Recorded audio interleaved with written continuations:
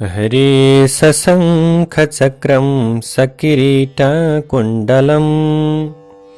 सपीतवस्त्रं सरसीरुहेक्षणं सहारवक्षः स्थलकौस्तुभश्रियं नमामि विष्णुं शिरसा चतुर्भुजम्। ओम नमो भगवते वासुदेवाय। वैशाख मास महात्म्यको 21औं अध्यायमा अब श्रुतदेवले भन्नुभयो। त्यसपछि व्याधाका साथमा रहेका शङ्खले अत्यन्त आश्चर्यचकित भएर तिमी को हौ, कसरी तिम्रो यो दशा भयो भनेर उसलाई सोधे। यो कल्याणकारी खराब योनिमा जन्म कुन कर्मले तिमीले पायो बाबु? फेरि अकस्मात कसरी तिम्रो मुक्ति भयो, यो सबै कुरा विस्तारपूर्वक भन भनेर शङ्ख नाम गरेका ब्राह्मणले त्यो सर्पलाई सोध्नुभयो।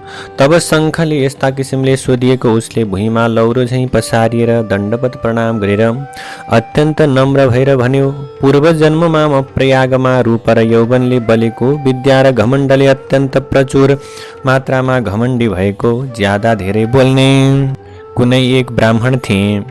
त्यसबेला म धनले सम्पन्न, धेरै सन्तानले सम्पन्न, घमण्डले चुर रहने रोचन नामको कुशीद मुनिको छोरो थिएँ।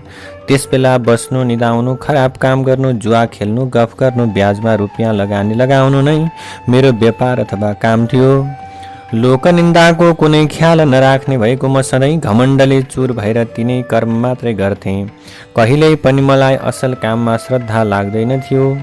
खराब बुद्धि भएको मैले दुष्ट प्रकारका कर्महरू यस्ता प्रकारले कैयन काल मैले बिताएँ।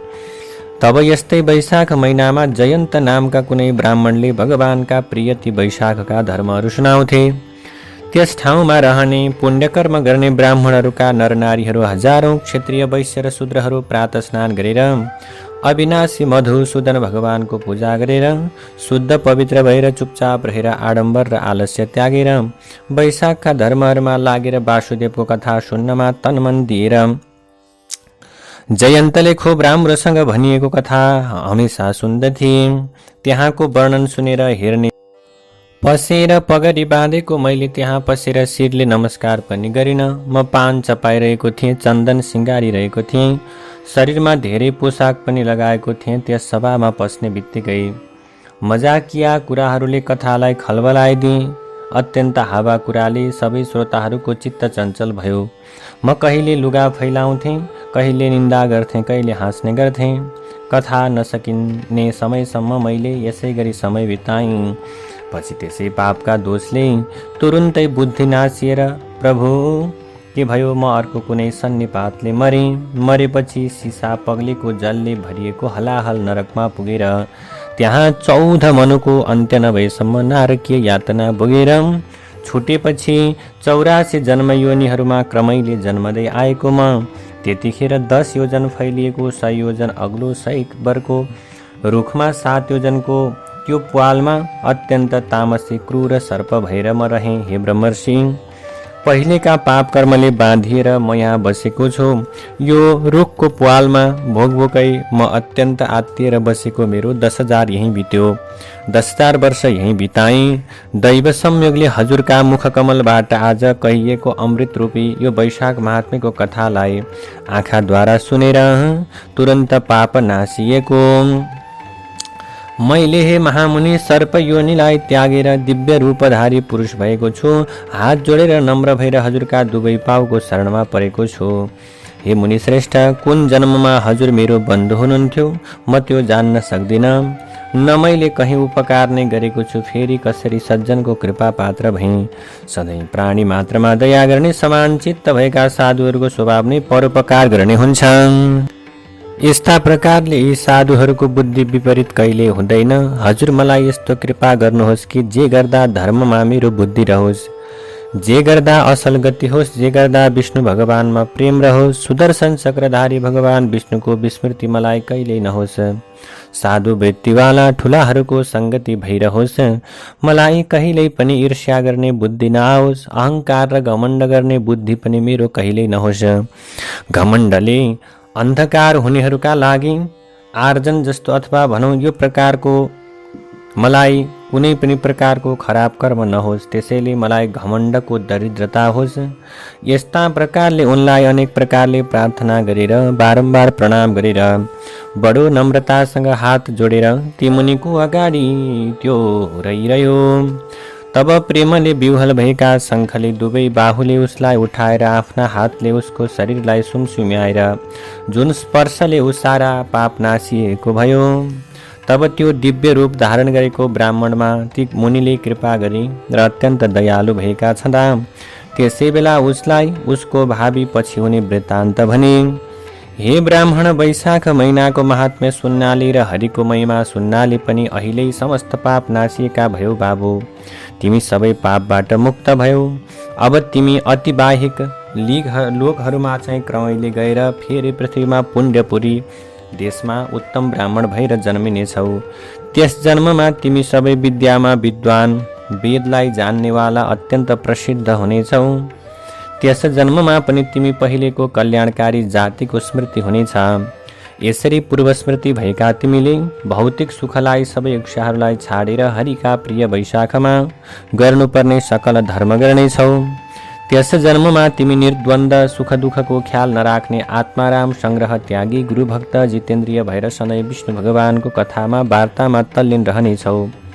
अनि त्यस पुण्यले सकल सांसारिक प्रकारका बन्धन सखा भएका तिमी सिद्धि प्राप्त गरेर योगीहरूले पनि बडा मुस्किलले पाइने भगवानको परमधाम पाउनेछौ। बाबु, तिमी नडराऊ, मेरा कृपाले तिम्रो कल्याण हुनेछ। हाँसो, डर, क्रोध, द्वेषले अथवा इच्छाले भए पनि अथवा स्नेहले नै भए पनि पापनाश गर्ने हरिको नाम एकैपल्ट उच्चारण गर्दा पापीहरू पनि भयरहित विष्णुको लोकमा जान्छन्। श्रद्धाले युक्त भएका क्रोधलाई जितेका तिमी, इन्द्रियलाई जितेका दयालुहरू भगवानको कथा सुनेर भगवानको परमधाममा त अवश्य जान्छन् भन्ने कुरामा कुनै आश्चर्य छैन। यदि कोही केवल भक्तिले मात्रै पनि भगवानको कथा सुन्नमा तल्लीन रहेको छ भने त्यस्ताले अरू कुनै धर्म नगरेको भए पनि विष्णुको परमपद पाउँछन्। यदि कसैले द्वेषले रिसले भरिएको भक्तिले अर्थात् कसैलाई कुनै भावनाले भए पनि विष्णुको उपासना गर्छ भने भगवान विष्णुको समीपमा रहन्छ। त्यसैले महात्माहरूको सङ्गत गर्नु, सधैँ भगवानको भजन गर्नु र भगवानकै शरणमा रहनु मुक्ति चाहनेहरूको कर्तव्य हो। यो सबै विधिवेदले पहिले नै वेदले भनिएको छ, कहिएको छ। त्यो नै मनुष्यहरूको पाप नाश गर्ने त्यो प्रकारको कर्म भनिन्छ, जसका प्रति श्लोकमा अबाध रूपले अर्थात् अविच्छिन्न प्रकारले अनन्त भगवानको नाम र कृति वर्णन गरिएको छ र जसलाई साधु सज्जनहरूले सुन्ने, गाउने र मनन गरिरहनु। जुन भगवान कष्टले गरिने सेवा चाहनुहुन्न, न धेरै धन, न त रूप, न त यौवन नै चाहनुहुन्छ, जसलाई एकैपल्ट पनि सम्झियो भने मनुष्य दिव्य धाममा जान्छ, तिनै दयालुका शरणमा हामी जाउँ। भक्तलाई प्यारो गर्ने, भौतिक रूपमा नदेखिने, ध्यानले मात्र जानिने, दयाका खानी, तिनै अविनाशी नारायणको शरणमा पर। हे भगवान, वैशाख महिनामा गर्नका निम्ति कहिएका यिनै सबै धर्महरू गर। यिनै धर्मले खुसी हुनुभएका जगन्नाथ तिम्रो कल्याण गर्नेछन्।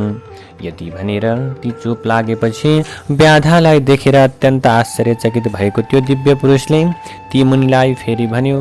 दिव्य पुरुषले भन्दछ, हे शङ्ख मुनि, म धन्य छु। हजुरको कृपा गरिएकोले म आज धन्य धन्य भएको छु।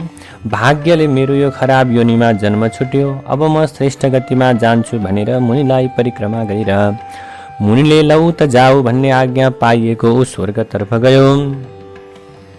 हे राजन, यत्तिकैमा साँझ पर्यो अनि व्याधाले आफ्ना सेवा शुश्रूषाले खुसी पारिएका शङ्खले सायंकालको सन्ध्या जप गरेर राजाहरूको, देवताहरू, महात्माहरूको अनेक किसिमका वर्णनले अनि भगवानका अवतारहरूको लीलाका वर्णनहरूले र आफैले देखेका भगवानका भक्तहरूको जमघटको वर्णनले बाँकी रात बिताए। सबेरै ब्रह्म मुहुर्तमा उठेर गोडा धोएर मौन धारण गरी तारक ब्रह्मको ध्यान गरे अनि शौचादि सत्क्रिया पनि सकेर सूर्य मेष राशिमा रहने यस्तो प्रकारको वैशाख महिनामा सूर्योदयभन्दा पहिला नै उठेर नुहाएर सन्ध्या आदि कर्म गरेर समस्त पितृहरूलाई तर्पण दिएर प्रसन्न चित्त भएका उनले व्याधालाई बोलाएर उसको शिरमा जल सेचन गरेर उसलाई हेरेर वेदभन्दा पनि अधिक कल्याणकारी राम भन्ने यो 2 अक्षरको नाम उसलाई जप्न दिए। राम राम भन्ने विष्णुका एक एक नाम सबै वेदभन्दा पनि ज्यादा छन्, उत्तम छन्। ती अनन्त नामहरूमा पनि विष्णुको सहस्र नाम अधिक श्रेष्ठ छ। त्यस्ता हजार नामले तुल्य एउटै राम भन्ने नाम कहिएको छ। त्यसैले हे व्याधा, त्यसकारण राम भन्ने यो 2 अक्षरको नाम नै निरन्तर जप। हे व्याधा, यी धर्महरूलाई नमरुन्जेल गर। त्यो गर्यौ भने वाल्मीकि ऋषिको कुलमा तिम्रो जन्म हुनेछ र वाल्मीकि भन्ने यो नामले पृथ्वीमा तिमी प्रसिद्धि पाउनेछौ। त्यसैले व्याधालाई यस्तो प्रकारको उपदेश दिएका मुनि दक्षिण दिशातर्फ जानका निम्ति प्रस्थान गरे।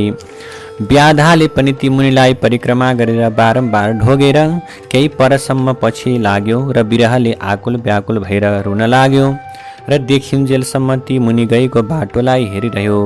अनि फर्किएर उनैमा चित्त दिएर हृदयमा उनैलाई सम्झिँदै त्यसै वनमा बस्ने थलो बनाएर त्यस थलोको बाटोमा अत्यन्त निर्मल जल भएको पौशाला राखेर वैशाखमा गर्न बताइएका अत्यन्त योग्य यी धर्महरू गर्दो भयो।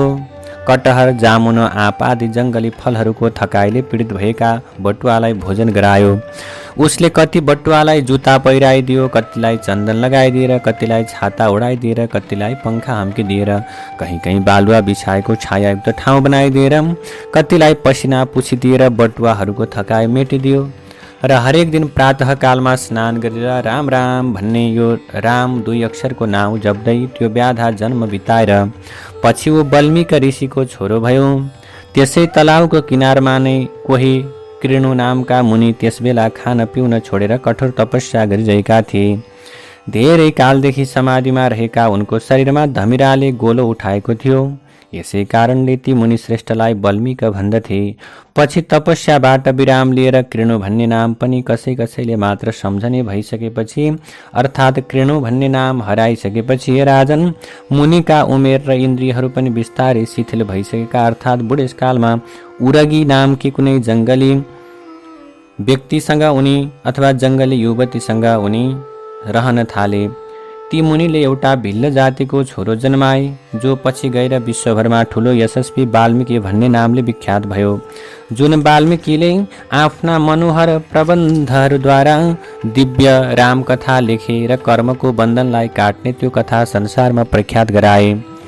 श्रुतदेवले भने, हे राजन, सानो भएर पनि धेरै फल दिने वैशाखको महात्म्य हेर। जुत्ता दान दिएर जसको प्रभावले व्याधाले पनि बडा मुस्किलले पाइने ऋषि पद पायो। जो मनुष्य रोमाञ्चकारी पाप सखा पार्ने यो अपूर्व इतिहास सुन्दछ अथवा सुनाउँदछ भने पनि उसले धेरै मोक्षको प्राप्ति गर्दछ। उसले संसारमा जन्मिनु पर्दैन। जय जय श्री स्कन्द पुराणे वैशाख महात्म्ये नारदाम्बरीश संवादे व्यादोपाख्यायने वाल्मीकेर जन्मकथनं नामैक एकविंशोऽध्यायः। नारायण हरि हरि। श्री कृष्ण गोविंद हरि मुरारे, हे नाथ नारायण वासुदेव, अनंत वैकुंठ मुकुंद कृष्ण गोविंद दामोदर माधवेति। ओम नमो भगवते वासुदेवाय।